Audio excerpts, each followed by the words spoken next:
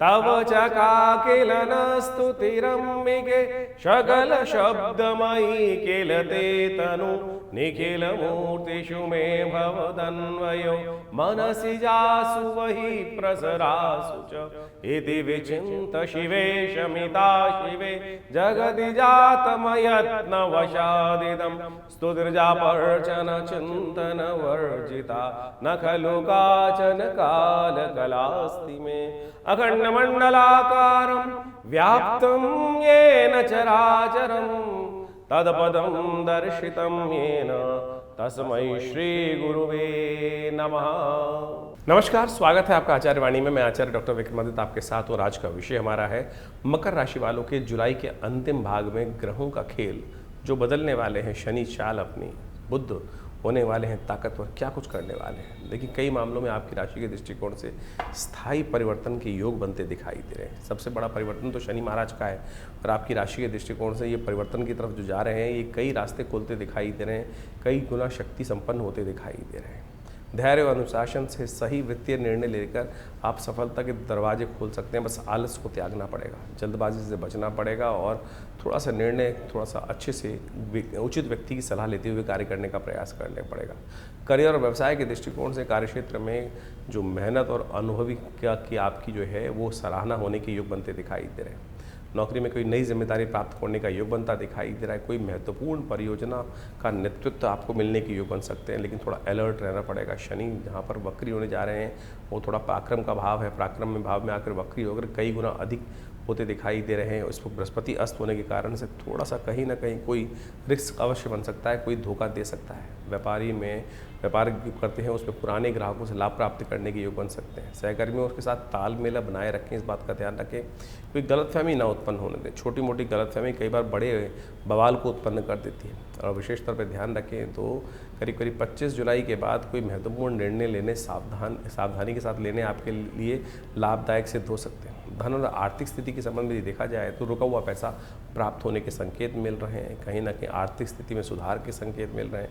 किसी पुराने निवेश से लाभ प्राप्ति के योग भी बनते दिखाई दे रहे हैं। भूमि, वाहन, संपत्ति से जुड़े मामलों में सकारात्मक प्रगति होने के योग बनते दिखाई दे रहे हैं। ध्यान रखना, विलासिता पे कुछ अत्यधिक धन खर्चों के साथ इमोशनल पॉइंट ऑफ व्यू से ग्रह परिवर्तन की तरफ जा रहे हैं और लोग आपको इमोशनल टॉर्चर करने का प्रयास कर सकते हैं और इमोशंस के साथ थोड़ा खेलने का प्रयास कर सकते हैं। तो ऐसे गलत लोगों से बचने का प्रयास करें। परिवार और प्रेम जीवन के संबंध में बात करें तो घर परिवार के साथ समय बिताने के अच्छे योग बनते दिखाई दे रहे हैं। जीवन साथी के साथ संबंधों में मधुरता आने के योग बन सकते हैं। प्रेम संबंधों में जो भविष्य को लेकर कुछ नई चर्चाएं होने के योग बनते दिखाई दे रहे हैं। परिवार के साथ किसी सदस्य की उपलब्धता, जो उपलब्धि प्राप्त करने के योग बन रहे हैं, उससे कहीं ना कहीं माहौल खुशनुमा हो सकता है। स्वास्थ्य समान रहेगा। खान पान को लेकर थोड़ा विशेष तौर पर ध्यान देने का प्रयास करें। अत्यधिक आलस्य न करें, इस बात का ध्यान रखें। थोड़ा सा अलर्ट होकर काम करने के लिए ज़रूरी है। गर्दन, खासतौर पर थायराइड, वजन संबंधी समस्याएं थोड़ी सी परेशानी की समस्या उत्पन्न कर सकती हैं। पर्याप्त नींद लेने का प्रयास करें, थोड़ा सा रिलैक्स होकर काम करने का प्रयास करें। विद्यार्थियों के लिए थोड़ा सा जो समय है, शनि महाराज की दृष्टि पढ़ाई वाले भाव में पड़ रही है तो एकाग्रता थोड़ी बढ़ानी होगी, आलस को त्यागना होगा। उच्च शिक्षा, प्रतियोगी शिक्षा की जो लोग तैयारी कर रहे हैं उनको कहीं ना कहीं कुछ ना कुछ लाभ मिलने की जो समय है कहीं ना कहीं देता दिखाई दे रहा है। लेकिन बृहस्पति अस्त होने के कारण से सही मार्गदर्शन की आवश्यकता है और कोशिश करें थोड़ा प्रार्थना करने का प्रयास करें, थोड़े बड़े लोगों का आशीर्वाद लेने का प्रयास करें। धन और बचत के क्षेत्र में कहीं ना कहीं रुका हुआ धन प्राप्त करने के योग बन सकते हैं, क्योंकि शनि हम हो गए ताकत में।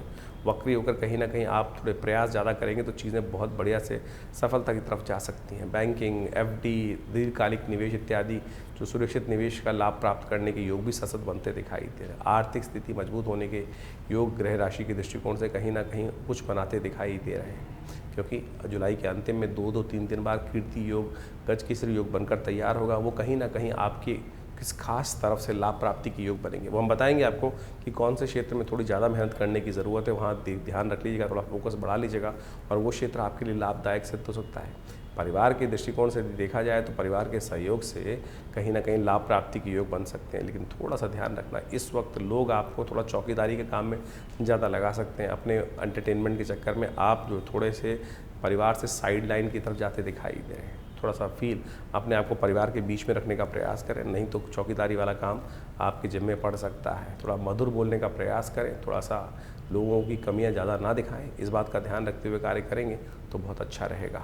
21 तारीख की ग्रह गणना के संबंध में बात करें तो मंगलवार का अवसर, उस दिन अष्टमी तिथि पंचांग के दृष्टिकोण से, साथ साथ आपकी राशि के दृष्टिकोण से ग्रह योग जो बन रहे हैं वो बहुत सुंदर ग्रहों का योग आता दिखाई दे रहा है, और जो आपके लिए खास तौर पर बड़ा लाभदायक सिद्ध होने के योग बनाता दिखाई दे रहा है। आपकी मेहनत जाया नहीं जाएगी, इस बात का ध्यान रखें। तो आप इसलिए थोड़ा सा दिल लगाकर काम करने का प्रयास करें। बुध उदय हो रहे हैं, और बुध के उदय होने से आपकी राशि के दृष्टिकोण से थोड़ा सा डिप्लोमेसी के साथ कार्य करने की ज़रूरत है। ऐसे नहीं कि बैल की तरह लग गए, थोड़ा सा बुद्धिमानी के साथ कार्य करने की ज़रूरत है। जितना ज़्यादा आप सीधे होकर कार्य करने का प्रयास करोगे, उतना दुनिया आपके मेहनत का नाजायज़ फ़ायदा उठाने का प्रयास कर, रिजल्ट आते दिखाई दे रहे हैं। लेकिन ऐसा ना हो कि हम जो कार्य कर रहे हैं वो कहीं ना कहीं थोड़ा सा लोग हमको इमोशनल पॉइंट ऑफ व्यू से टॉर्चर करने का प्रयास करें और उससे हम बहक जाएं। थोड़ा सा अपने आप को थोड़ा सा बैलेंस रखते हुए कार्य करने की ज़रूरत है।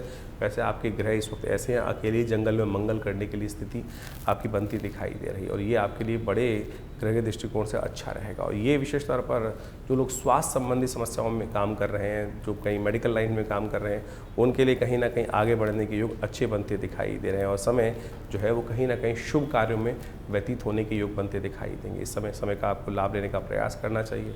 नवरात्र चल रहे हैं और ऐसे में अष्टमी है तो भगवती का सुंदर पूजन करने का प्रयास करें। कन्या पूजन बुद्ध के लिए विशेष लाभदायक योग बनता है, और बुद्ध के समय में इस वक्त कन्या पूजन कर कन्याओं को कुछ ना कुछ हरी चीज़ें, चूड़ियाँ इत्यादि देने से कहीं ना कहीं आपके लिए शुभ रास्ता बनने के योग अवश्य बनेंगे। 22 तारीख बुधवार का अवसर, नौमी तिथि विद्यमान है, भड्डली नौमी का योग बन रहा है, गुप्त नवरात्रि का अंतिम दिवस भी बन रहा है, और ऐसे में ग्रह नक्षत्रों के दृष्टिकोण से आपकी राशि में जो बन रहा है वो योग बड़ा कल्याणकारी है। स्थितियाँ अच्छी हैं, आपको अपना प्रभाव डालने का सही समय दिखाई देता है। इस समय ग्रह नक्षत्रों के दृष्टिकोण से आप जहाँ खड़े हो जाएंगे, आपका प्रभाव सामने वाले को प्रभावित करके रहेगा। सामने आपके कर्म भी सामने वाले को प्रभावित करने के लिए बड़े अच्छे दिखाई दे रहे हैं। आपकी शालीनता कहीं ना कहीं चीज़ों को लाभ देती दिखाई दे रही है। इस वक्त थोड़ा भ्रम से हटने का प्रयास करें। इन दिनों आपके मनोमस्तिष्क में कहीं ना कहीं आपके बारे में थोड़ी गलतफहमी समाज में लोगों के मनोमस्तिष्क में उत्पन्न होती दिखाई दे रही है, तो उसके लिए आपको थोड़ा सा कहीं ना कहीं खुलकर बात करने का प्रयास करना चाहिए। बहुत ज़्यादा इंट्रोवर्ट रहकर कार्य करने से कहीं ना कहीं परेशानी होने के योग बन जाते हैं। गुप्त नवरात्रि का अंतिम दिवस है, भगवती की सुंदर आराधना करने का प्रयास करें। भड्डली नौमी अंशुत साया है, किसी भी कार्य को यदि करना हो तो अभी 4 महीने इसका फिर मुहूर्त बंद हो जाएंगे, इस दिन अवश्य कर लीजिए, आरंभ कर लीजिए। शुभारंभ करने का बड़ा सुंदर दिवस है। 22 जुलाई को गुप्त नवरात्रि का अंतिम दिवस है, और गुप्त नवरात्रि का अंतिम दिवस भड्डली नौमी के रूप में विद्यमान होता है। ये भड्डली नौमी समस्त अनिष्टों को दूर करने का योग बनाती है। अनसूज साया आखिरी माना जाता है, और इसके बाद शुभ मुहूर्त समाप्त हो जाते हैं, फिर 4 महीने तक कोई मुहूर्त नहीं रहता है। और ऐसे में भड्डली नौमी का योग जो है गुप्त नवरात्रि का अंतिम दिवस भी माना जाता है। इस दिन ऐन्द्रिय व्रत भी कहा जाता है। गुप्त नवरात्रि के नौमी दिवस पर, जैसे महानवमी का सुंदर पर्व होता है, इस दिन ऐन्द्रिय व्रत के नाम से शास्त्र में वर्णित किया गया है। ये ऐन्द्रिय व्रत जो है कहा जाता है भगवती महालक्ष्मी ऐरावत पर सवार होकर जो है महालक्ष्मी का आशीर्वाद देने के स्वरूप में पदार्पण करती है, और जो 9 दिन तक भगवती के विभिन्न स्वरूपों का ध्यान करते हुए, उनका पूजन करते हुए, महालक्ष्मी के रूप में उनकी सुंदर आराधना करते हैं, उनके बहुत से मनोकामनाओं को पूर्ण करने के योग बनते हैं। हमने विवेकानंद योगाश्रम में इस बार जो है शतचंडी का सुंदर कार्यक्रम रखा। शतचंडी के सुंदर कार्यक्रम में माँ भगवती के विभिन्न मंत्रों का, दुर्गा सप्तशती के संपूर्ण 700 मंत्रों का यज्ञ नित्यपति रहा, और इस नौमी के महाअवसर पर उनका दिव्य यज्ञ संपन्न रहेगा, और भगवती की सुंदर उपासना, महालक्ष्मी जी की सुंदर उपासना समस्त अनिष्टों को निवारण करने के लिए रखी गई है। आप सब भी इस नवरात्रि के पूर्णाहुति के यज्ञ में पधारें और भगवती के निमित्त के सानिध्य में बैठकर उनका दिव्य यज्ञ करने का प्रयास करें। माँ आश्रम पर माँ भगवती का दिव्य स्वरूप विद्यमान है, जो 500 साल पुराना है।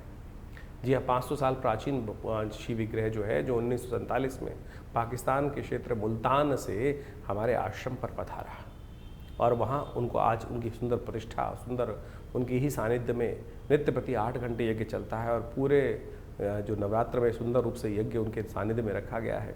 आप उसकी कम से कम अंतिम वेला में सुंदर रूप से अंतिम यज्ञ के अवसर पर अपने स्थान को आरक्षित करें। माँ भगवती के दिव्य यज्ञ में दुर्गा सप्तशती का जो संपूर्ण यज्ञ रहेगा उसमें भाग लें। माँ भगवती की कृपा से हमने ऐसा देखा है कि अनेक मनोकामनाओं को सिद्धि करने के लिए, जीवन के कष्टों को दूर करने के लिए भक्तों के जीवन में सुंदर सुयोग बन जाता है। तो माँ भगवती की वैष्णवी देवी का सुंदर दर्शन करते हुए इस सुंदर योग पर, ऐसे दिव्य जो अवसर पर भड्डली नौमी अंशुत साया माना जाता है।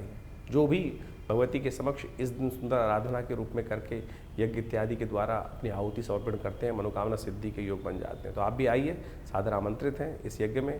जो फ़ोन नंबर्स नीचे चल रहे हैं उनमें फ़ोन करके अपने स्थान को आरक्षित करें। यज्ञ से भगवती की मन से अपनी मनोकामना रखिए, मनोकामना पूर्ति के सुंदर योग बनेंगे।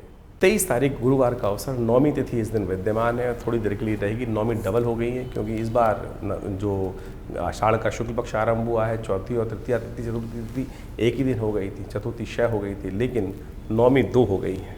तो कई लोग नौमी गुप्त नवरात्रि की नौमी इस दिन बनाने का प्रयास कर रहे हैं। शुभ है, शास्त्रोक्त है, कोई दिक्कत नहीं। गजकेसरी योग बनकर तैयार हो रहा है इस दिन, और आपकी राशि के दृष्टिकोण से योग बन रहा है वो आपकी मेहनत से लाभ मिलने के योग गारंटी देते दिखाई दे रहे हैं। तो इसलिए बिना किसी संकोच के जो क्षेत्र में कार्य कर रहे हैं उसमें पैर आगे बढ़ते जो बढ़ा लिया है उसको पीछे हटाने की ज़रूरत नहीं है। सही दिशा, सही सोच में आप आगे बढ़ते दिखाई दे रहे हैं, लेकिन फिर भी मन में कहीं ना कहीं संकोच लगातार परेशान कर रहा है। उसका कारण है चंद्रमा, मन का स्वामी, थोड़ी सी कमज़ोर स्थिति में है, लेकिन साथ साथ राहु भी कहीं ना कहीं इन दिनों एक जगह आपको टिकने में कई बार परेशानी करने के उत्पन्न कर योग बनाता रहेगा। और साथ साथ बृहस्पति कहीं ना कहीं अस्त अवस्था में है। तो हो सके तो इस दिन अवश्य थोड़ा सा उपाय करने का प्रयास, बृहस्पतिवार का दिन है, पीली चीज़ों का दान करने का प्रयास करें।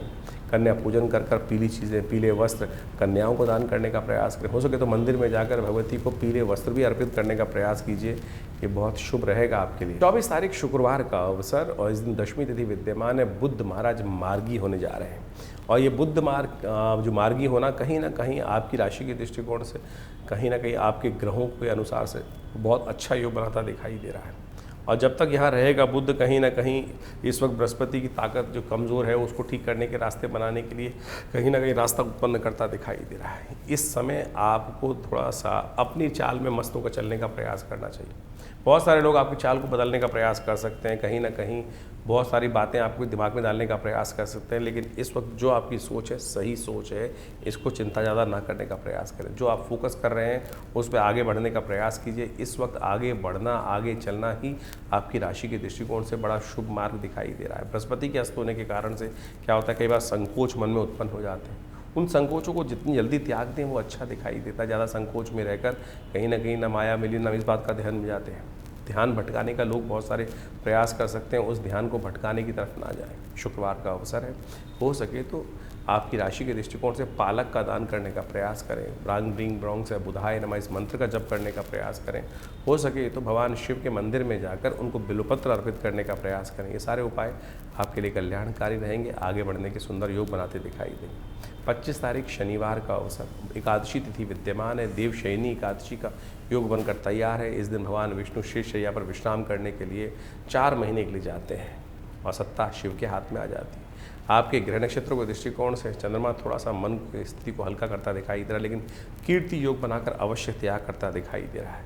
यदि आपकी राशि के दृष्टिकोण से आप बड़ों की सेवा, बड़ों की आज्ञा मानकर बड़ों के क्षेत्र में कार्य करने का प्रयास करें, केवल यस-मैन बनकर कार्य करने का प्रयास करें, ज़्यादा ऑब्जेक्शन ना रेज करें, तो सत्य माने आपकी राशि के दृष्टिकोण से कई सारे ग्रह पॉजिटिव बनते दिखाई दे रहे हैं। अननेसेसरी की चिंता करने से रात की नींद में खलल पड़ता दिखाई देगा, इसलिए चिंता चिता के समान माने, चिंतन करने का प्रयास करें, वो आपके लिए सबसे श्रेष्ठ रहेगा। भगवान विष्णु, क्योंकि 4 महीने के लिए अब जो है शनि महाराज वक्री होने की तरफ जाएंगे, तो ऐसे में विशेष तौर पर हो सके तो इस दिन भगवान विष्णु का सुंदर स्तवन करने का प्रयास करें। भगवान विष्णु को काले तिल अर्पित करने का प्रयास कीजिए, वो आपके लिए बहुत शुभ रहेगा। पीपल के पेड़ में भगवान विष्णु का भी वास होता है। शनिवार के दिन ये तिथि पड़ रही है, तो भगवान विष्णु का पीपल के पेड़ में ध्यान करते हुए उनको तिल युक्त जल अर्पित करने से भगवान की कृपा प्राप्त होती है, और भगवान की कृपा से सब अनिष्ट दूर होने के योग बनेंगे। 25 जुलाई को देवशयनी एकादशी है। ये देवशयनी एकादशी भारतीय संस्कृति के अनुसार से देखा जाए तो अद्भुत पर्व है। देव भी शयन के लिए जाते हैं। सोचें कि देव शयन जो हो रहा है वो क्या कर रहा है। कहा जाता है शास्त्रीय दृष्टिकोण से, जो हमारे यहाँ चतुर्मास आता है, कि उस समय में कोई भी शुभ कार्य निषेध मत दिए जाते हैं। संत महात्मा इत्यादि अपना भ्रमण बंद कर देते हैं। वर्षा ऋतु आ जाती है, वर्षा ऋतु में कहा जाता है कि एक जगह स्थान पर अपना ज्ञान अर्जन करने का प्रयास करना चाहिए, भगवान की स्तुति करनी चाहिए। सत्ता जो है वो भगवान विष्णु के हाथ से निकलकर शिव के हाथ में आ जाती है, और उसके बाद सावन का सुंदर पदार्पण होता है। ये आध्यात्मिक दृष्टिकोण से बहुत महत्वपूर्ण योग है। कहा जाता है कि इस दिन भगवान विष्णु जो हैं वो शेष नाग पर कहीं ना कहीं 4 महीने के लिए विश्राम के लिए चले जाते हैं।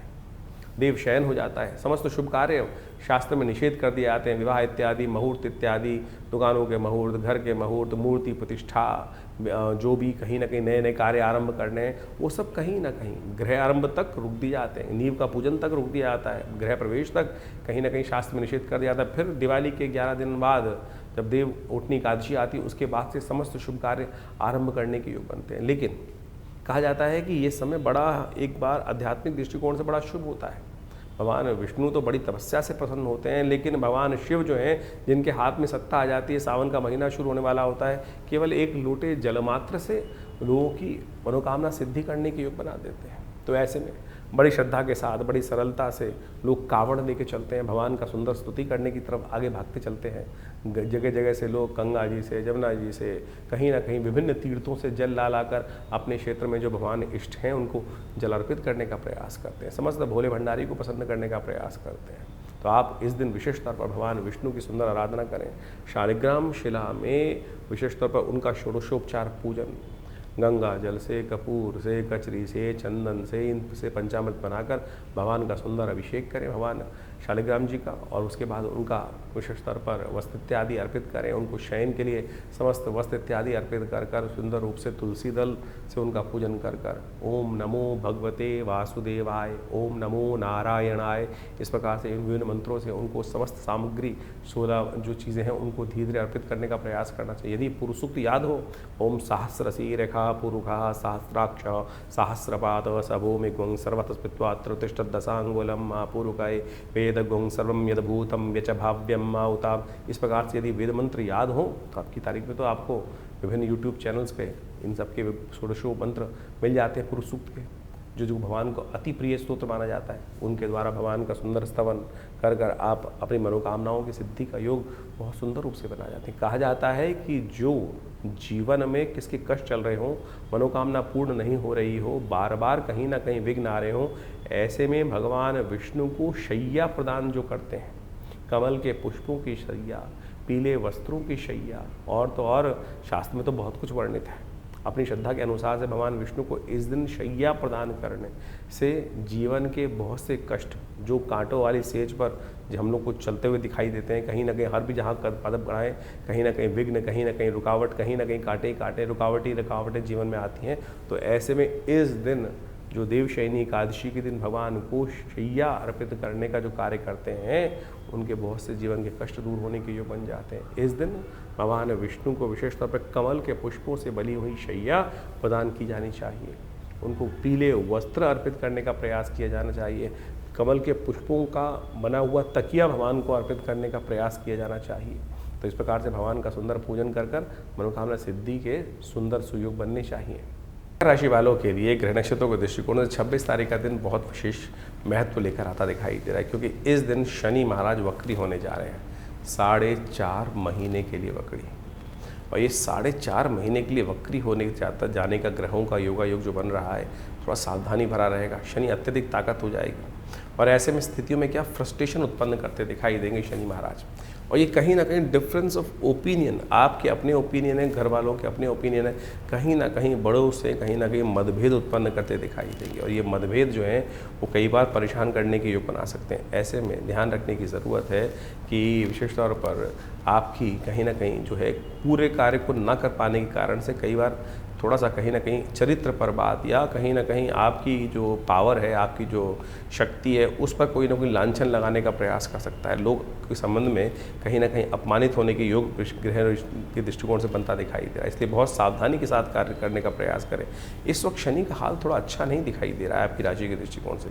वक्री शनि कहीं ना कहीं आपके ऊपर झूठे आरोप, दूसरों के ऊपर कहीं ना कहीं अंडर प्रेशर कार्य करने की स्थिति उत्पन्न करने के योग बना सकते हैं। इसलिए विशेष तौर पर इस समय गलत रास्ते पर जाने का बिल्कुल प्रयास ना करें। चीज़ों को थोड़ा अलर्ट होकर करने का प्रयास करें तो बहुत अच्छा रहेगा। शनि का वक्री होना आपकी राशि के दृष्टिकोण से यदि देखा जाए तो बुद्धि पर ध्यान डालना, भाग्य पर कहीं ना कहीं भाव उत्पन्न करने के योग बनाएगा। और कहीं ना कहीं जो है इन दोनों के कारण से बहुत सारी चीज़ों पे कहीं ना कहीं परेशानी उत्पन्न करने की योग बनाने की स्थिति बनाता दिखाई दे रहा है। ऐसे में आपकी राशि के दृष्टिकोण से एक छोटा सा उपाय करने का प्रयास करें।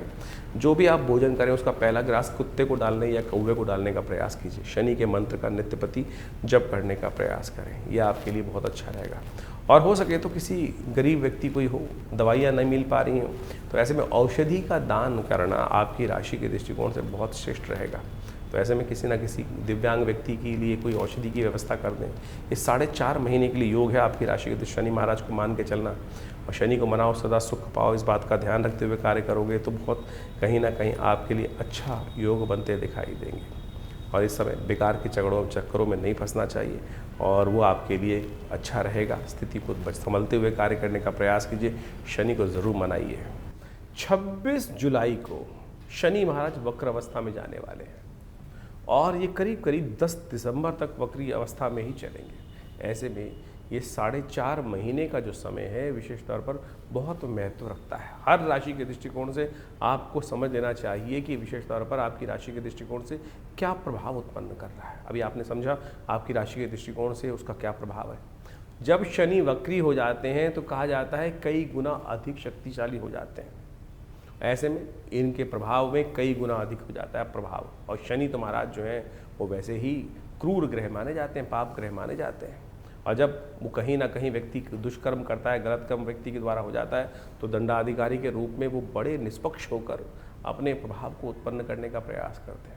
ऐसे में शनि को मनाओ, सदा सुख पाओ, इस बात को अवश्य ध्यान रखने का प्रयास करना चाहिए। इस वक्त बृहस्पति महाराज अस्त अवस्था में चल रहे हैं, शनि वक्री हो गए हैं, और ऐसे में ग्रहों की जो कुचाल चल रही है उससे आपको समझने का रास्ता, बचने का प्रयास करना चाहिए। विश्व में पुनः एक बार भयावह स्थिति अपनी निर्माण होती दिखाई देगी। युद्ध का वातावरण जो पूरे विश्व में कहीं ना कहीं बना हुआ है, उठापटक का दौर कहीं ना कहीं चलता दिखाई देगा पुनः एक बार।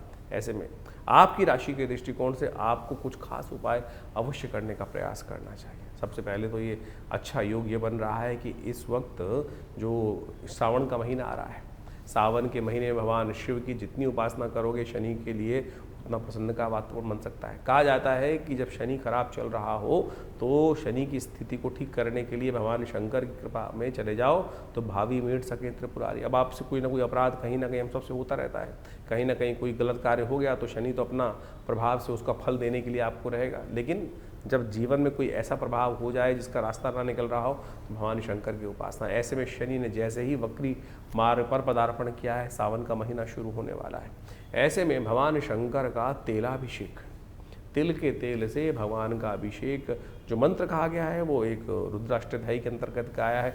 शन्नो देवी रविष्ट्रयापो भवन्तु पीतये शन्नो रविष्ट्रवन्तु नः। इस मंत्र का जप करते हुए भगवान शंकर का तेलाभिषेक यदि शनिवार के शनिवार भी आप करते चले जाओ, सत्य मानना कि शनि का कैसे ही नेगेटिव प्रभाव हो, अशुभ प्रभाव हो, वो अपना प्रभाव निष्क्रिय कर देते हैं। तो इसलिए अपने उस क्रूर प्रभाव से, कहीं ना कहीं पाप प्रभाव से आप बच सकते हैं। तो ऐसे में सबसे पहले तो सद्गुण को पालन करने का प्रयास करें, गलत काम ना करने का प्रयास करें, झूठ ना बोलने का प्रयास करें, किसी भी रूप से जो भी है उठापटक नहीं तो जीवन में कहीं ना कहीं योग बनता चला जाएगा। ऐसे में शास्त्र के दृष्टिकोण से अनेक उपाय शास्त्र में वर्णित किए गए। एक दिव्य उपाय है जिसका केवल लोग आज की तारीख में कलयुग में यही पूछते हैं ना कि छोटा सा कौन सा उपाय है महाराज, तो हम आपको वो मंत्र बताने जा रहे हैं जिसको शनि स्तोत्र कहा जाता है। वो शनि स्तोत्र अद्भुत रूप से भगवान महाराज दशरथ जी के द्वारा, राम जी के पिता दशरथ जी के द्वारा देवासुर संग्राम से पहले रास्ते में जब जा रहे थे देवासुर संग्राम में भाग लेने के लिए, तो रास्ते में शनि के दर्शन होते हैं। तो ऐसे में भगवान महाराज दशरथ भगवान शंकर, भगवान शनिदेव की स्तुति करते हैं। वो दशरथ कृत शनि स्तोत्र कहा जाता है, और एक ही स्तोत्र महाराज शनि का पूरे शास्त्रों में विद्यमान है, और कोई स्तोत्र नहीं है, केवल दशरथ कृत शनि स्तोत्र मिलता है। और वो ऐसा अद्भुत है कि एक बार, केवल एक बार यदि व्यक्ति नित्य प्रति पाठ कर ले, श्रवण कर ले, सुन ले, तब भी शनि प्रसन्न हो जाते हैं। शनि अपना दुष्प्रभाव कभी नहीं दिखाते। तो वो इस प्रकार से हम आपके समक्ष हाथ बंद करके बैठे भगवान का सुंदर स्तवन करें।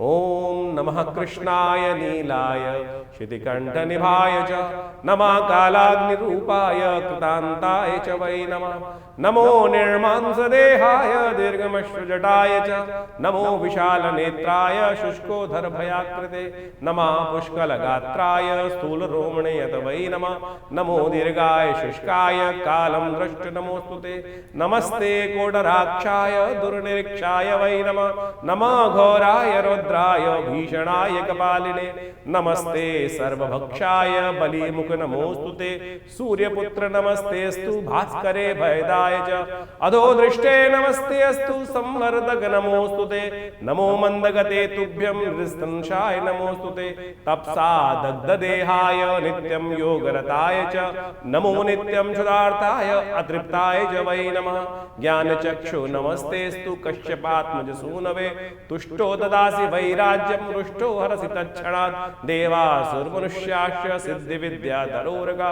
त्वया विलोकिता सर्वे नाशं यान्ति समूलता प्रसादं कुरु मे देव वराहोऽहम् उपागता एवं अस्तु तदा सौरिग्रहराजो महाबला। ये इस प्रकार से शनि स्तोत्र है।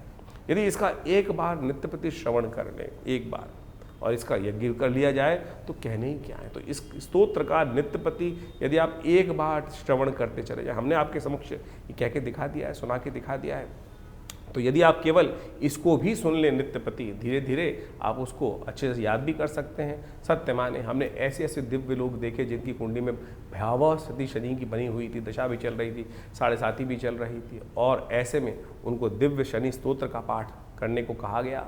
और जब देखा कि वो कब शनि आया, कब शनि चला गया, उसका कोई प्रभाव, एक नया पैसा खर्च नहीं। लोग हज़ारों रुपए खर्च करके बहुत सारे अनुष्ठान, बहुत सारी चीज़ें, पता नहीं कौन कौन से नग पहनाने की बात करते हैं। ये शनि का दिव्य स्तोत्र ऐसा है कि जिसका आप नित्य प्रति पाठ कर लें, सत्य माने आपके जीवन से कष्ट दूर हो जाएंगे। इसके अलावा विशेष तौर पर हनुमान चालीसा अपने आप में एक साबर मंत्र है।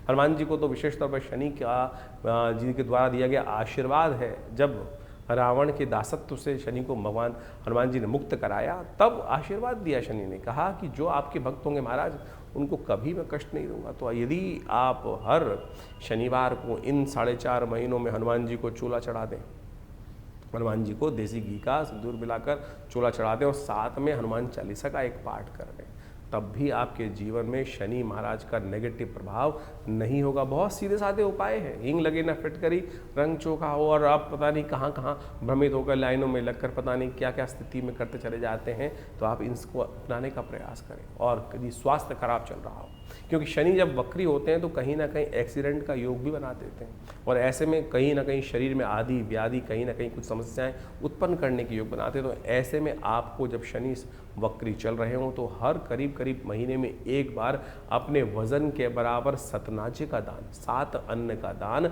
अवश्य करने का प्रयास करना चाहिए। उसमें काली उड़द जरूर होना चाहिए।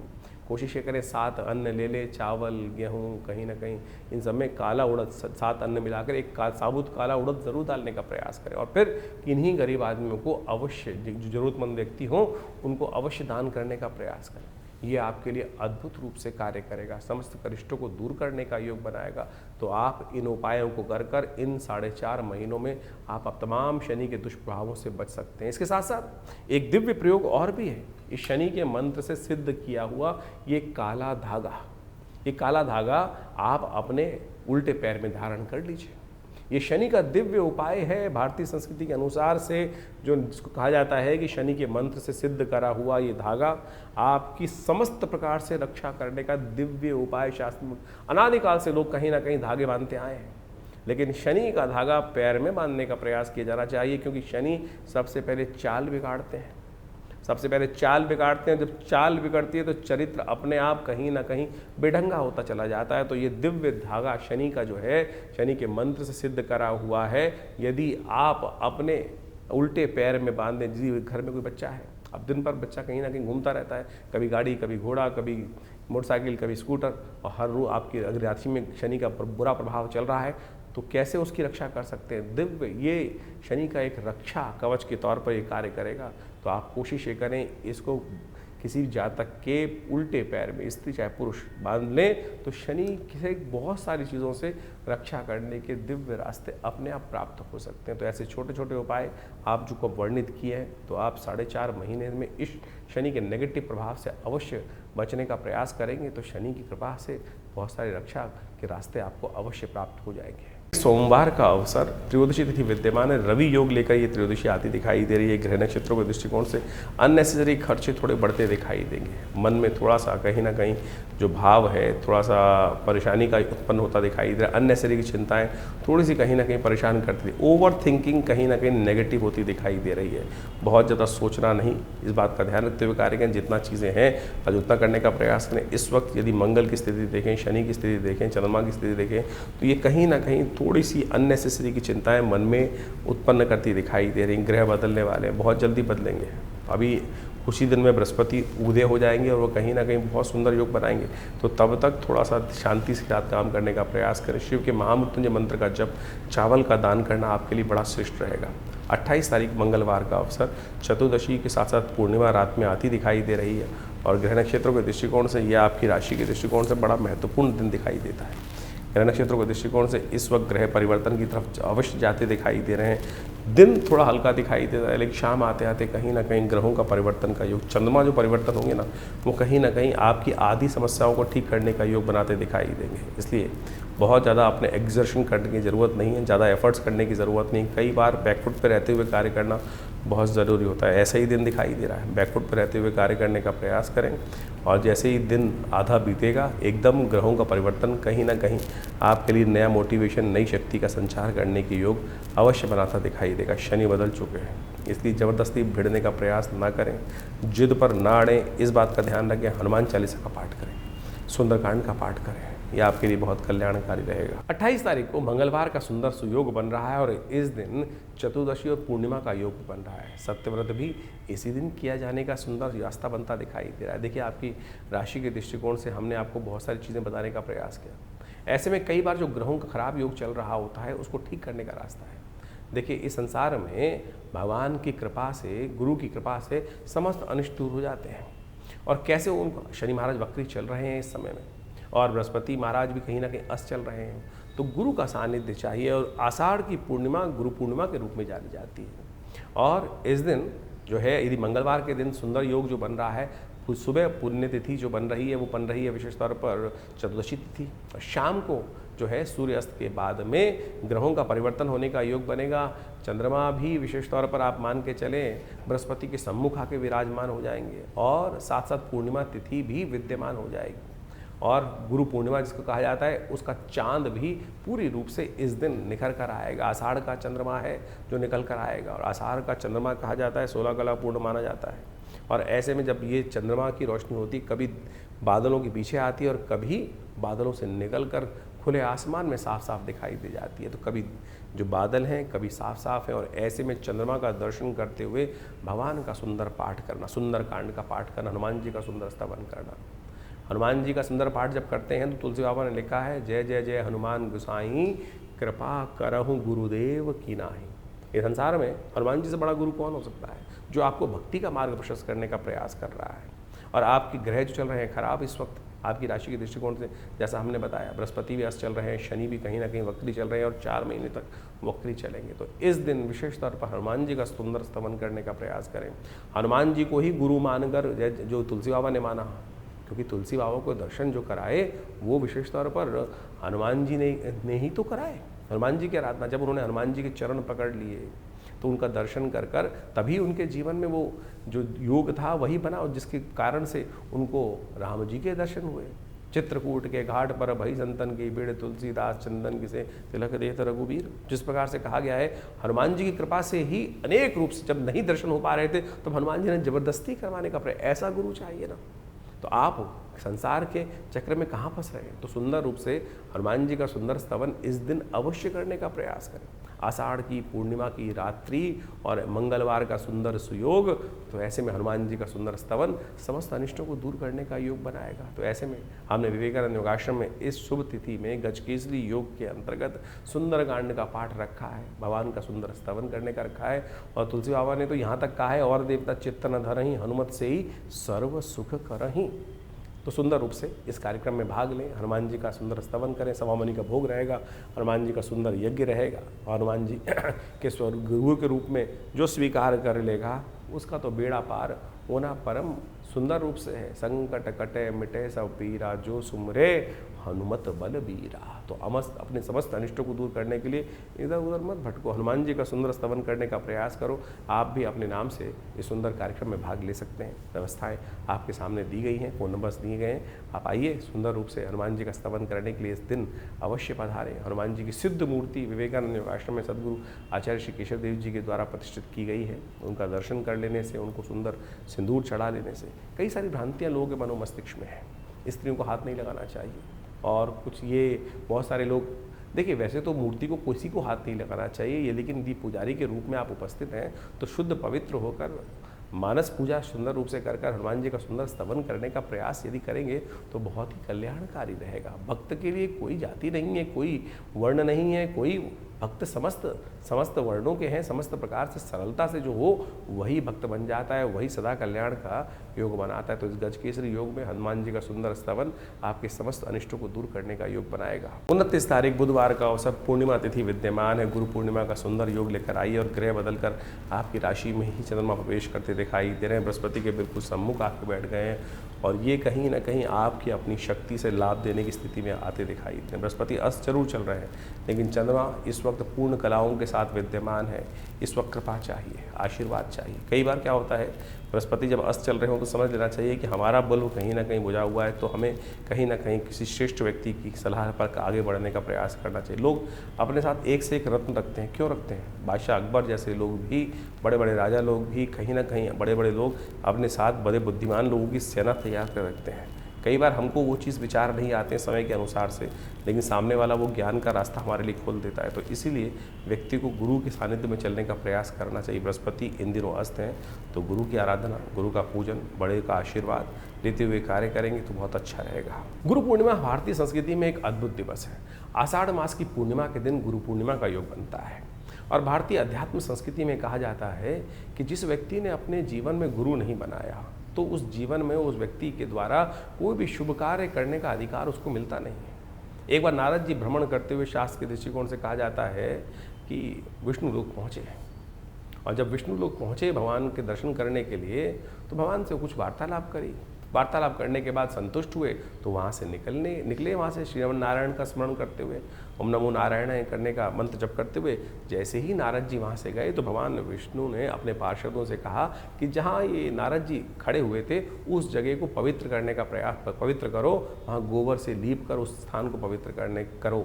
ये स्थान अपवित्र हो गया। बाई चांस देवयोग से नारद जी, देव ऋषि थे, वापस आ गए भ्रमण करते हुए। कुछ और मन में शंका हुई और देखा तो जहाँ वो खड़े थे उसको पवित्र किया जा रहा है भगवान की आज्ञा से। तो उन्होंने भगवान के समक्ष बड़ा विचित्र प्रश्न किया, क्या प्रभु मैं अपवित्र हूँ जो आपने मेरे जहाँ स्थान पर खड़ा था? बोले हाँ नारद, तुमने किसी को गुरु बनाया नहीं इसलिए तुम अपवित्र हो। और जो व्यक्ति गुरु नहीं बताता है, गुरु के दर्शन नहीं चलता है, अपने गुरु मंत्र नहीं लेता है, वो अपवित्र ही माना जाता है। उसके स्थान जहाँ खड़ा हो उस स्थान पर खड़े होने की आज्ञा किसी को नहीं है, वो स्थान अपवित्र हो जाता है। तो उन्होंने बड़े विनम्रता से भगवान से पूछा नारद जी ने कि प्रभु अब क्या करूँ, किसको गुरु बनाऊँ? तो उन्होंने कहा किसी को भी गुरु बना सकते हो, तुम्हारी श्रद्धा है, जिसको तुम गुरु बनाओगे उसके अनुसार से चलने का प्रयास करो। जीवन में समस्त अनिष्टों को दूर करने का योग बन जाएगा, आपके जीवन में कल्याण का योग बनेगा। आपको मंत्र जप का अधिकार भी गुरु मंत्र की दीक्षा लेने के बाद, गुरु दीक्षित होने के बाद ही मिलता है इस संसार के अंदर। लोगों ने नहीं समझा। भगवान की आज्ञा के अनुसार नारद जी ने कहा महाराज किसको बनाऊँ? तो भगवान ने भी लीला रची।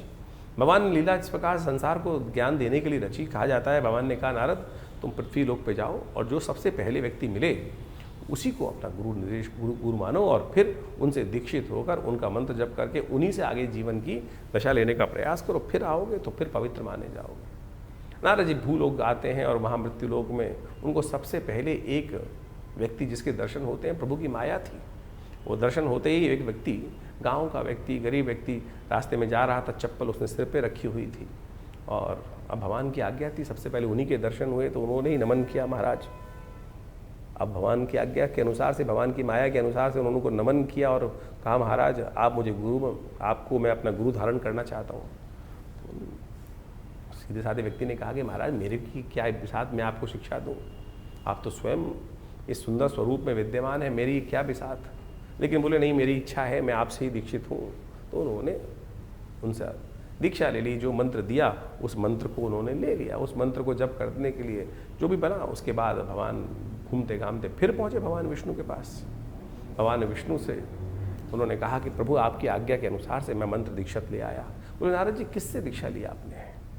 तो महाराज वहाँ पर एक व्यक्ति मूर्ख रूप में था और गंवार था, अनपढ़ था और सिर पे चप्पल रख के जा रहा था, बड़ा विमूढ़ लग रहा था, कहीं ठीक नहीं लग रहा था, लेकिन आपकी आज्ञा थे मैंने उनसे दीक्षा ले ली।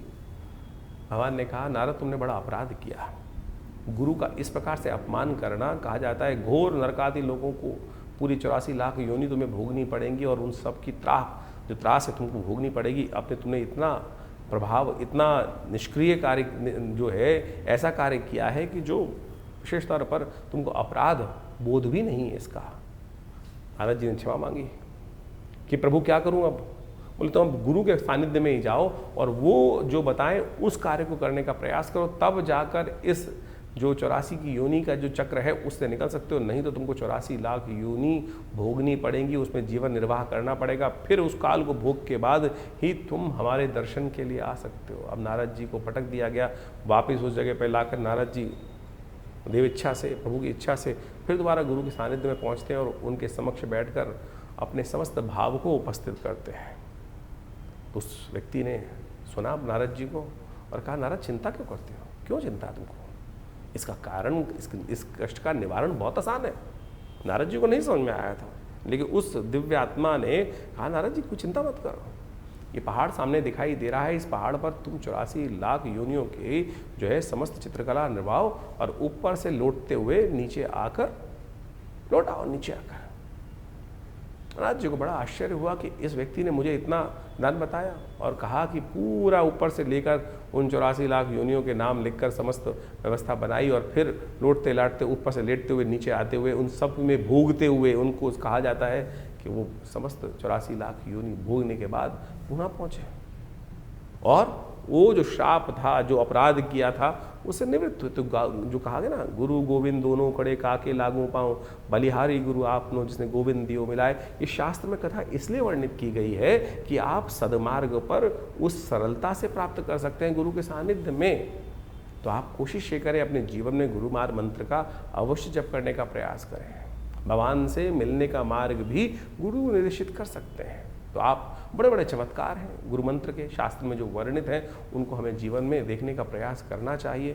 जीवन के कष्ट, इस संसार के कष्ट गुरु मंत्र के द्वारा है। कबीर जैसे संतों ने भी, जिनको कहा जाता है कि वो अध्यात्म में फंसते ही नहीं थे, वो तो विशेष तौर पर कहा जाता है कि जिस प्रकार से राम को भी उपासना करने का मंत्र जो उन्होंने जपा, जिस प्रकार से उनको नास्तिकवाद की बात की जाती है, उन्होंने भी रामानंद जी के चरणों में लेटकर उनके मुख से जो राम नाम निकला उसको ही गुरु मंत्र मानकर दीक्षित होकर उनका जप करने का प्रयास किया। अब लोगों ने उस मंत्र दीक्षा को भी नहीं समझ पाए तो कहानी के रूप में तो आप सत्य माने कुछ और लोग मान देते हैं। भ्रांति उत्पन्न करना बड़ा आसान है, सरलता जीवन में मार्ग पे चलना बड़ा मुश्किल माना जाता है। इसलिए कोशिश ये करें, इस कथा के माध्यम से हमने गुरु मंत्र की दीक्षा का, गुरु का चमत्कार आपके समक्ष रखने का प्रयास किया। मंत्र दीक्षा बड़ी चमत्कारी होती है। मंत्र दीक्षित लेने के बाद सत्य माने वो जागृत मंत्र ही आपका कार्य करेगा, नहीं तो जपते रहो मंत्र, लाखों मंत्र, हजारों मंत्र लोग जपते रहते हैं लेकिन वो कार्य नहीं करते। कारण है मंत्र दीक्षित नहीं है। जिस व्यक्ति ने वो स्वयं मंत्र गुरु ने जपा ना हो, उस मंत्र को देने का अधिकार भी किसी व्यक्ति के पास नहीं होता है। तो अनेक अनेक प्रकार के मंत्र हैं, शास्त्रों में लाखों मंत्र विद्यमान हैं। आपके लिए कौन सा योग्य है, कौन सा मार्ग आपके लिए चलना श्रेष्ठ है, किस मार्ग पर चलकर आपको सफलता मिलेगी, किस मार्ग पर चलना आपके लिए भारी हो सकता है, वो आपकी योग्यता के अनुसार गुरु ही बता सकते हैं। तो इसलिए भारतीय संस्कृति में गुरु के जो है, जिसको कहा जाता है अंधकार से प्रकाश की तरफ जाने का, ज्ञान का मार्ग दिखाने वाली जो दिव्य आत्मा है वो गुरुजन कही जाते हैं। इसलिए उनकी जो है दीक्षा हमें अवश्य लेने का, उनका सानिध्य अवश्य लेने का प्रयास करना चाहिए। अब एक अपवाद और भी है इसके साथ साथ कि गुरु कितने बनाए जाए। अनेक गुरु बना सकते हैं आप, अनेक गुरुओं की कोई बात नहीं। दत्तात्रेय भगवान ने इस संसार में उपस्थित होकर 24 गुरु बनाए, जिससे जहां जो शिक्षा मिले उसको अपने गुरु के रूप में, सदगुरु के रूप में आप स्थान देने का प्रयास करें। कोई इसमें भांति नहीं है। भ्रांति ये करने का प्रयास करते हैं। आज तो बाजार बन गया है, आज तो ये संसार हो गया, गुरुआ तू गलियां फिरे घर घर कंठी देत। आज तो मंत्र माइक के द्वारा दीक्षाएं मंत्र दे दी जाती हैं, तो वो गुरु मंत्र नहीं हुआ। आप गुरु बनाते हैं व्यक्ति को जहाँ मेरे मन की शंकाओं हो, मैं सीधा जाकर उनके पास बैठ के, उनके सानिध्य में बैठकर उनसे वो मंत्रणा कर कर अपने जीवन के उस लक्ष्य की जहाँ कष्ट आ रहा है बात करके दूर कर सकूँ। लेकिन ऐसे स्थितियों में जिनके दर्शन करने भी दुर्लभ है, फोटो में ही दर्शन हो सकते हैं, टीवी पे ही दर्शन हो सकते हैं, फिर वो मंत्र दीक्षा क्यों? आपको भटकने की आवश्यकता नहीं। प्रभु स्वयं आपके जीवन में उस व्यक्ति को उपस्थित कर देते हैं। दत्तात्रेय भगवान ने रास्ते में चलते चलते दीक्षा प्राप्त करी। वैश्य तक को गुरु माना, श्वान तक को गुरु माना, अग्नि तक को गुरु माना, वायु तक को गुरु माना। आपकी सरलता की आवश्यकता है। एकलव्य का कथा आपके समक्ष उपस्थित है, कहीं नहीं भटके। गुरु द्रोण के पास जाने की उनके सामर्थ्य नहीं थी, क्योंकि वो राजकुमारों को दीक्षा देने के लिए कटिबद्ध थे, वो बाहर दे ही नहीं सकते थे। ऐसा नहीं कि गुरु द्रोण ने नहीं देना चाहा, लेकिन वो कटिबद्ध थे, वो राज्य आज्ञा से बंधे हुए थे कि राज्य पुरुष, क्योंकि वहां पर वो जिस प्रकार से उन्होंने शपथ ले रखी थी कि मैं केवल राजपुरुषों को ही, अर्जुन को ही सर्वश्रेष्ठ धनुर्धर बना के भीष्म के समक्ष उन्होंने प्रतिज्ञा ली थी ये बात। लेकिन एकलव्य ने ऐसा उदाहरण उपस्थित किया कि गुरु की मूर्ति बनाकर ही उन्हीं से समस्त दीक्षा मूर्ति के माध्यम से ही ले ली। तो साध्य जो है, जो साधक है, उसको अपनी साधना पर चलने के लिए उस साध्य की तरफ जाना है।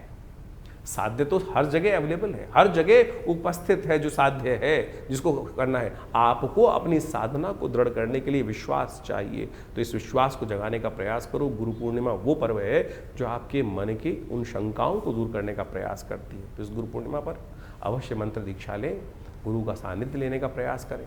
भगवान की इच्छा से समस्त कष्टों को दूर करने का योग आप अवश्य बना पाएंगे। 30 तारीख गुरुवार का अवसर, प्रतिपदा तिथि है, सावन का महीना शुरू हो रहा है। भगवान शिव समस्त सत्ता को चला रहे हैं और भोले भंडारी तो बड़े आसानी से प्रसन्न हो जाते हैं। इस सावन का महीना भगवान शिव की कृपा प्राप्त करने का दिन दिखाई देता है।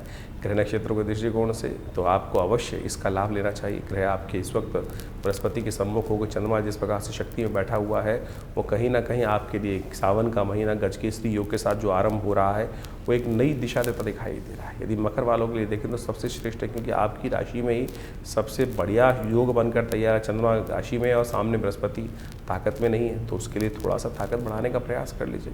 भगवान शिव का नित्य प्रति जल से पूजन कर आप यदि कार्य आरंभ करेंगे, दिमाग को शांत, क्या जल डालने का मतलब क्या है, दिमाग शांत रखने का प्रयास करें।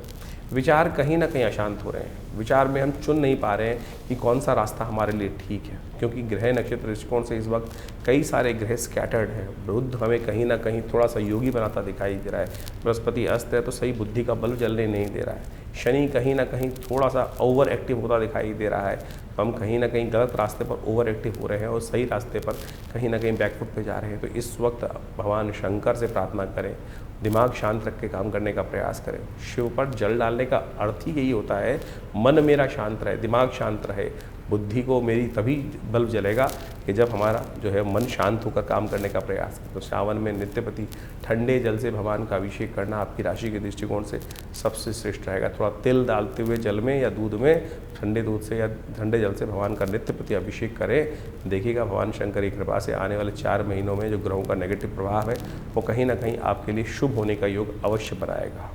30 तारीख से सावन का सुंदर महीना शुरू हो रहा है और इस समय में जब भगवान विष्णु शेषशय्या पर विश्राम में चले जाते हैं और समस्त राज सत्ता जो है भगवान शिव के हाथ में आ जाती है, शिव को प्रसन्न करने के अद्भुत दिन होते हैं। ये 30 दिन का सावन मनोकामनाओं को सिद्धि करने का योग बनाता है। चाहे जीवन में कैसे ही कष्ट हो, चाहे आकांक्षाएं हो, कैसी आकांक्षा हो, इस संसार में मनुष्य रूप में ही आप जन्म लेकर उन इच्छाओं को, आकांक्षाओं को, उन मन के भावों को, मनोकामनाओं को सिद्धि करने का योग बना सकते हो। और किसी रूप में नहीं जाके, किसी संसार में किसी और योनि में न जाकर आप मनोकामनाओं को पूर्ण करने का योग नहीं बना सकते, इस मनुष्य रूप में बना सकते। सावन का वो सुंदर महीना है, जिसने भी भगवान शिव को भजा है उनकी समस्त मनोकामनाएं सिद्धि करने के सुंदर सुयोग प्राप्त हो जाते हैं।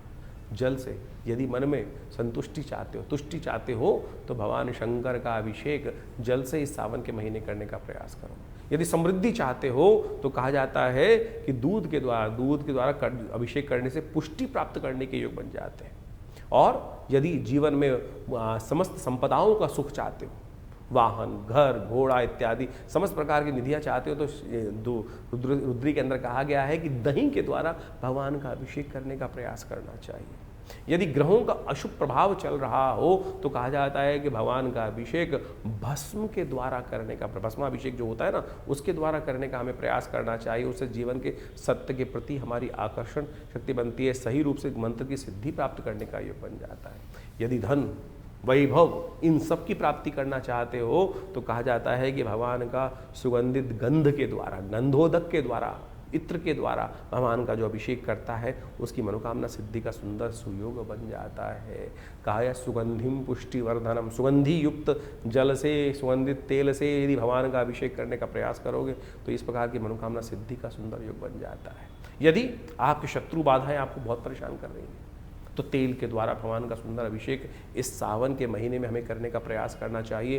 ये मनोकामना सिद्धि को पूर्ण करने के लिए अद्भुत योग बनाकर आपकी राशि में इस प्रकार से हजारों औषधियाँ हैं। शहद के द्वारा, पुष्पों के द्वारा, मट्ठे के द्वारा, इच्छू रस के द्वारा, गन्ने के रस के द्वारा, दूध के द्वारा और तो और अनार के रस के द्वारा, विभिन्न विभिन्न औषधियों के द्वारा अनेक मनोकामनाओं की सिद्धि के लिए समय समय पर लोग यज्ञ इत्यादि रुद्राभिषेकात्मक यज्ञ करने का सुंदर प्रयास करते हैं जीवन के समस्त कष्टों को दूर करने के लिए। यदि स्वास्थ्य संबंधी समस्या चल रही हो तो कहा जाता है कि दूध के द्वारा भगवान शंकर के महामृत्युंजय मंत्र का जप करते हुए इस सावन के महीने में यदि अनुष्ठान किया जाए तो भगवान की कृपा से कैसी ही दिव्य कोई परेशानी हो जो कहीं ना कहीं ठीक ना हो रही हो, उसके भी ठीक होने के रास्ते प्राप्त हो जाते हैं। तो हमने विवेकानंद योगाश्रम में इन पूरे 30 दिनों में, सावन के पूरे 30 दिनों के लिए नित्यपति शाम को रुद्राभिषेक रखा है। सामूहिक तौर पर समस्त भक्तगण एकत्र होकर भगवान शंकर का रुद्र अष्टाध्यायी के द्वारा नित्यपति भगवान का अभिषेक विवेकानंद योगाश्रम में हम हमारे द्वारा स्वयं समस्त भक्तों के साथ मिलकर किया जाएगा। भगवान का बड़ा दिव्य, बड़ा विशाल भगवान शंकर का शिवलिंग है और उनका पूजन हम बड़ी श्रद्धा के साथ समस्त लोग मिलकर करते हैं। आप भी स्वयं इस कार्यक्रम में भाग लेने के लिए नित्यपति आश्रम पर पधार सकते हैं। ये सावन का सुंदर सुयोग आया है और इस समय ग्रहों की स्थिति बड़ी विचित्र चल रही है। एक जीवन में क्षणभंगुर है जीवन, कभी भी कहीं ना कहीं एक छोटी सी त्रुटि से पता नहीं कहाँ से कहाँ जीवन की दिशा मुड़ जाती है। भगवान की कृपा से, भगवान के सानिध्य में रहकर हमको क्षण क्षण को जीवन को जीने का प्रयास करना चाहिए।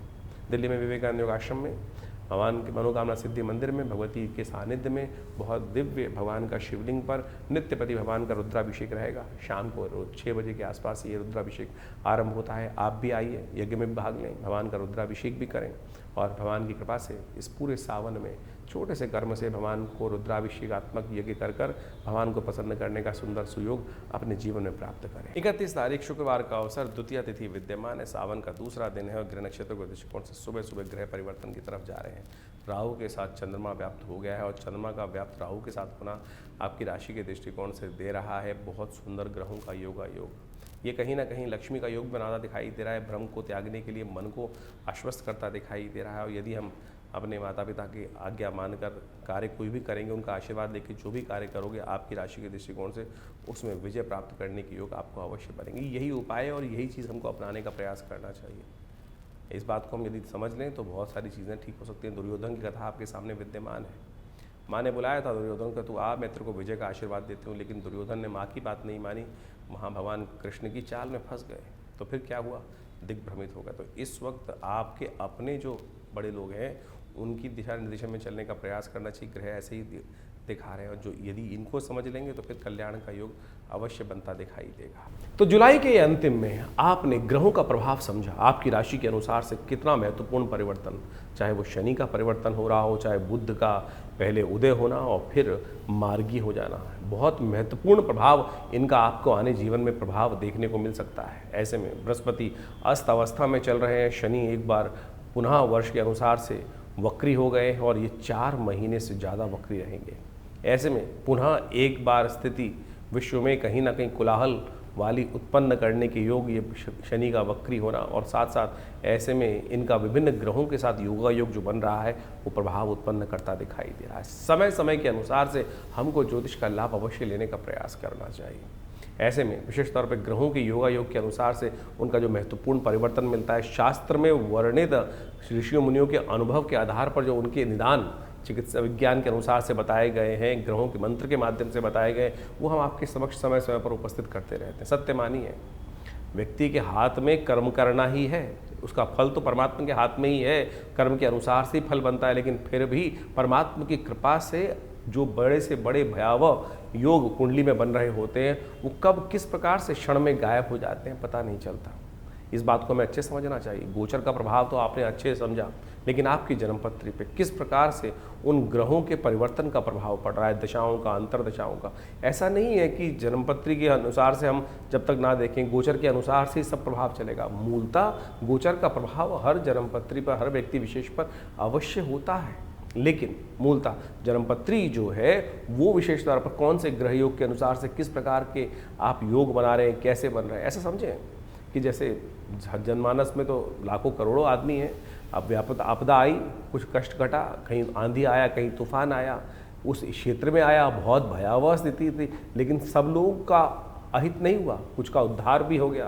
कोरोना काल की महाकाल आया, ऐसे विपदा आई, लेकिन सब लोगों के उस क्षेत्र में, एक क्षेत्र में बहुत ज़्यादा विपदा थी, सारे नहीं मरे, सारों के जीवन में कष्ट नहीं आया, किसी के जीवन में उत्थान के योग भी बने। कारण क्या था? वो आपका अपना मूल कर्म, आपकी अपनी मूल जन्मपत्री के निष्कर्ष से कि आपके लिए कौन सा समय अच्छा चल रहा है, कौन सा समय खराब चल रहा है। तो ऐसे भयावह काल में भी हम उन्नति कैसे योग बना सकते हैं और अच्छे काल में अपने ग्रहों को किस प्रकार से और अच्छा कर सदमार्ग की तरफ, सही मार्ग की तरफ तेजी से आगे बढ़ने के योग बना सकते हैं, वो जन्मपत्री का जन्म ज्योतिष विज्ञान का एक चमत्कारिक विषय है। इसलिए हमें अपने जन्मकाल के अनुसार से, date of birth, time of birth, place of birth के अनुसार से जो खाका बनता है, दशाएं, महादशाएं, अंतरदशाएं, इन सबको देखते हुए, देश काल परिस्थिति को समझते हुए भविष्य को देखने का प्रयास करना चाहिए और उससे बहुत कुछ पूर्वाभास हो सकता है, बहुत सा पूर्वाभास पहले हो जाता है और उसको समझकर हम अपने समय के अनुसार से अपने रास्ते को सही रूप से चुन सकते हैं। जैसे एक व्यक्ति पढ़ाई कर रहा है किसी क्षेत्र में, उसका भाग्य तो कहीं किसी और क्षेत्र में लिखा था उन्नति का, लेकिन वो भटकते भटकते कभी ये, कभी वो, कभी वो, कभी वो, वहाँ पहुँचता है, वो अंत में जाकर जो जिससे किस्मत जागनी थी वहाँ पहुँचता है, फिर उस पर कार्य करता है। और फिर अगर ज्योतिष के दृष्टिकोण से पहले ही जान लिया जाए कि इस व्यक्ति के लिए कौन सा मार्ग सबसे श्रेष्ठ है और उसको अपना लिया जाए, तो आप अवश्य सही समय पर सही चीज़ों को पहचान कर कार्य को ठीक कर सकते हैं। तो यही ज्योतिष विज्ञान का, ज्ञान का यही लाभ है, इसी को लाभ उठाने का प्रयास करना चाहिए।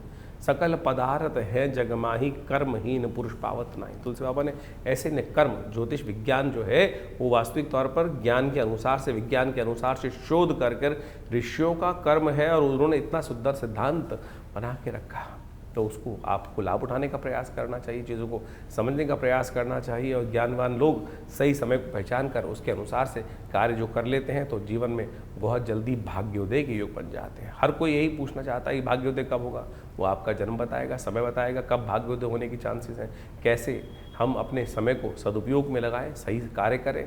और ऐसे में तो बहुत सारे अच्छे अच्छे योग बन रहे हैं इस समय में।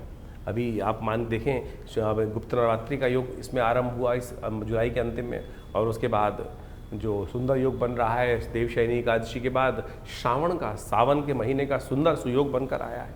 कहा जाता है भगवान विष्णु जब शेष शैया पर विश्राम के लिए चले जाते हैं तो समस्त सत्ता जो है शिव के हाथ में आ जाती है। ऐसे में शिव की सुंदर आराधना कर कर, भगवान का नित्यपति रुद्राभिषेक कर कर अपने बहुत से जीवन के कष्ट आप जो जिसको कहा जाता है रुद्रा अभिषेकात्मक यज्ञ जो है उसको कर कर आप सही रूप से भगवान की कृपा प्राप्त कर सकते हैं। भगवान तो एक लोटे से प्रसन्न हो जाते हैं जल के। तो आप कोशिश ये करें, इन समस्त जो आपको रास्ते बताए हैं उनको समझें, उनके द्वारा जीवन में सही मार्ग को चुनने का प्रयास करें। और विवेकानंद योगाश्रम में इस अवसर पर कई सारे समय समय पर कार्यक्रम होंगे, उनके बारे में हम आपको अवगत समय समय पर कराते रहते हैं। आइए साथ में भगवान का आराधना करने का सुंदर सुयोग बनाएं और जीवन के कष्टों को दूर करने का बड़ा सुंदर मार्ग, बड़ी जो सरलता से हमारे जीवन में प्राप्त हो सकता है। फिर क्यों भटके फिर इधर उधर, क्यों भटकें इधर उधर।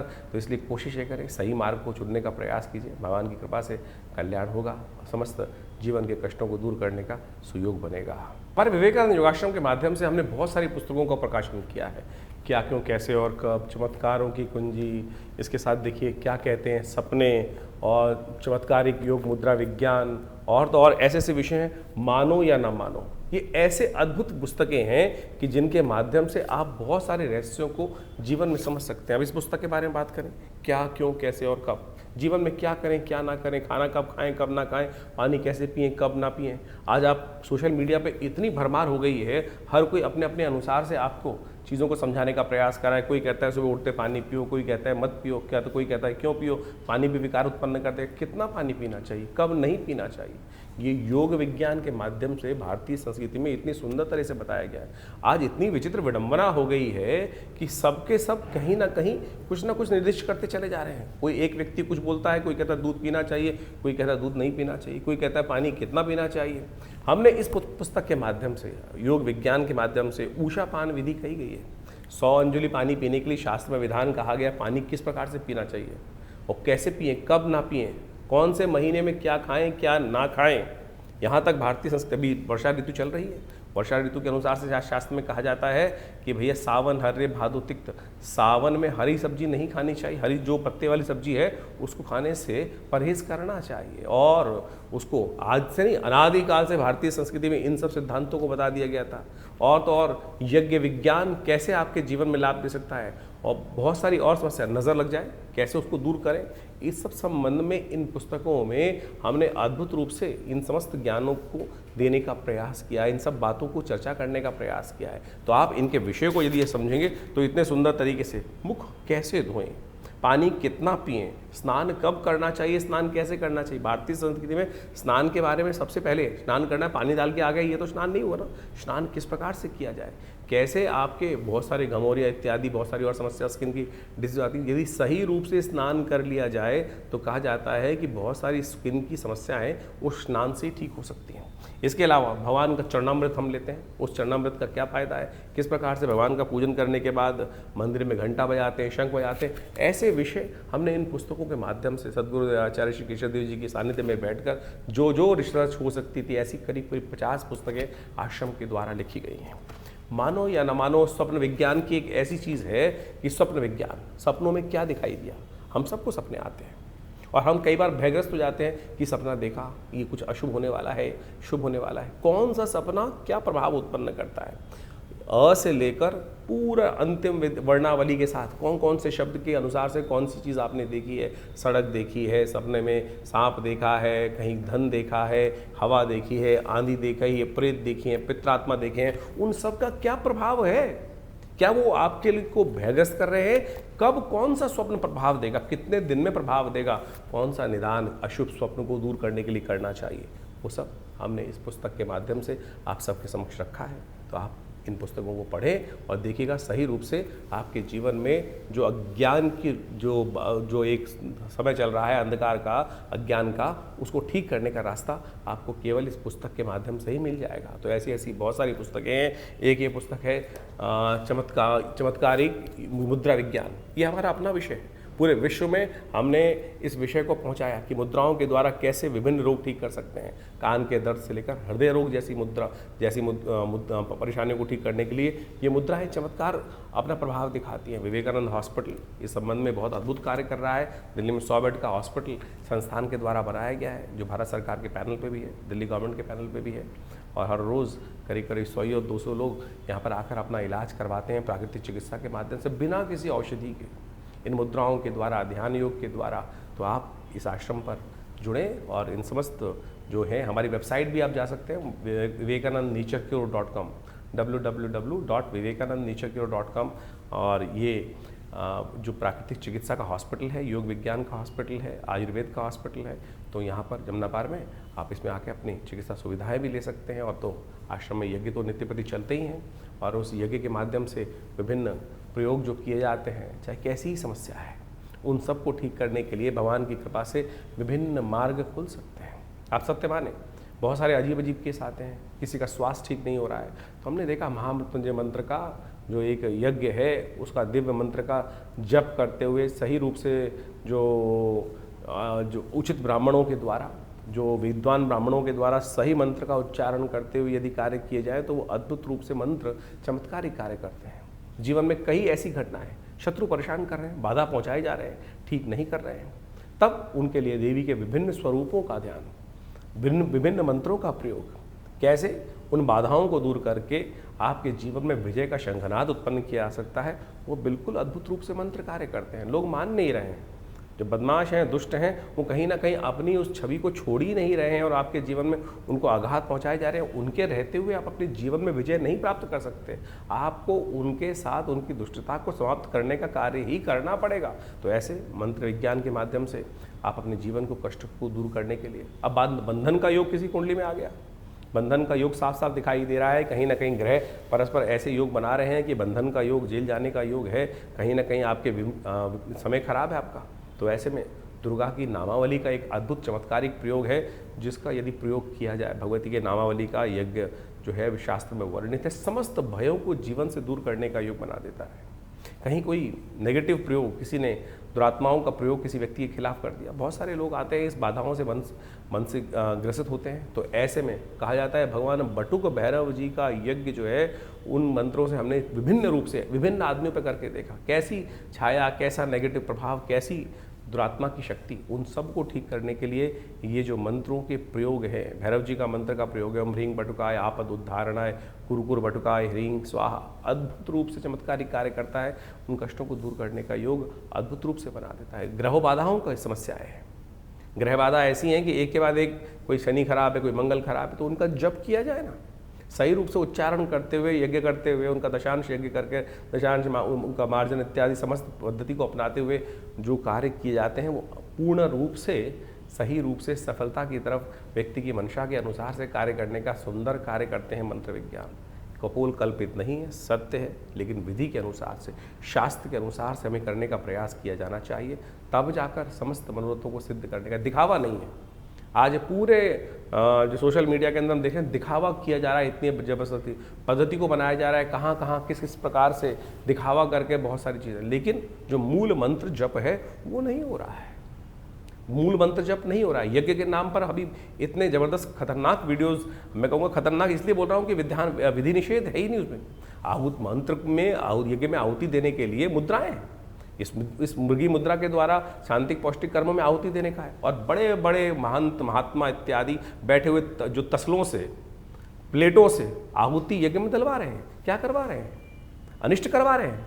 कब आहुति डलनी चाहिए? मंत्र में स्वांते आहुति समर्पय, स्वाहा के अंत में आहुति डलनी चाहिए। कोई विधि किसी का पालन नहीं किया जा रहा है, केवल पंप एंड शो और दिखा दिखो के ड्रामेबाजी कर कर जो यज्ञ विज्ञान के नाम पे, अध्यात्म के नाम पर आज दुराग्रह पूरे विश्व में चल रहा है, ये भयावह है। आप स्वयं करिए, हमारे साथ रविवार को यज्ञ में बैठिए। कोई दक्षिणा नहीं ली जाती, कोई पैसा नहीं लिया जाता। जो लोग कुछ बैठना चाहते हैं रविवार को यज्ञ में आकर आश्रम पर यज्ञ में बैठ सकते हैं। तो इन समस्त विधियों का आशा करते हैं आप पालन करेंगे, समझेंगे, चीज़ों को सही रूप से करेंगे। तो आप जुड़िए विवेकानंद योगाश्रम से, आपका कल्याण होगा। धन्यवाद।